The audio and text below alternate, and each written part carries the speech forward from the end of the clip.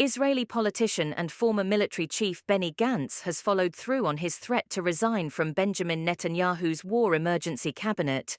This right makes the prime minister increasingly dependent on right-wing elements in his coalition government. Gantz, Netanyahu's main rival, a former defense minister and leader of the centre-right National Unity Party, joined the three-member war cabinet as a non-ranking minister after the Hamas attack on October 7, a move Netanyahu said was in the interest of the country's unity. However, as Israel's war efforts in Gaza continue, disputes regarding strategy and the best way to repatriate the 250 Israeli hostages are increasingly wide open.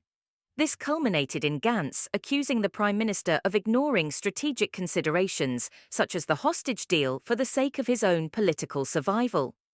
Last month, he gave Netanyahu an ultimatum that on June 8 he would present concrete plans the day after for the Gaza Strip.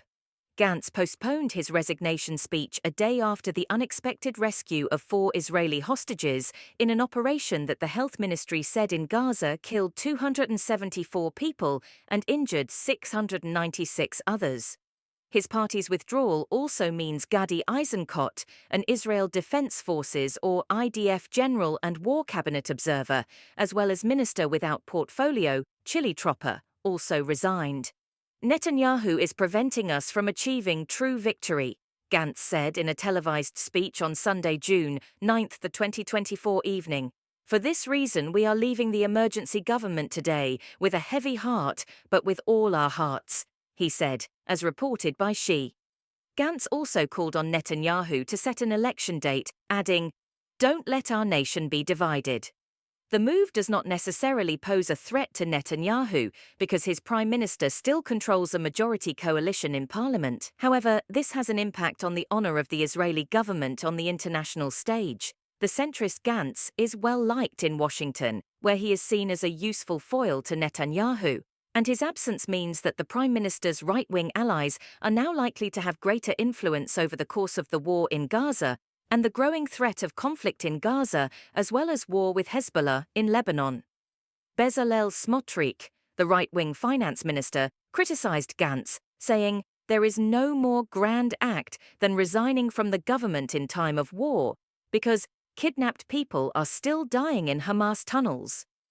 Meanwhile, the extremist National Security Minister, Itamar Ben-Gvir, has asked Netanyahu to get Gantz's seat in the war cabinet.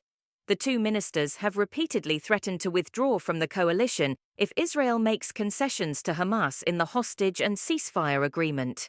Israel's opposition leader Yair Lapid said Gantz and Eisenkot's decision to leave the failing government is important and correct. The time has come to replace this extreme and reckless government with a sane government that will bring back security for Israeli citizens, the return of those kidnapped, and the restoration of Israel's economy and its international status, he added.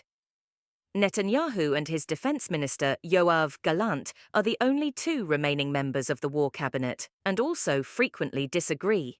The Prime Minister is now said to be considering closing the war cabinet and returning to the old model where security issues were first discussed in limited forums before being presented at regular cabinet meetings, where he sought ministerial approval. The long-serving Prime Minister, who faces corruption charges as well as intense scrutiny over the security failures that led to October 7, is widely believed to see remaining in office as his best chance of escaping prosecution.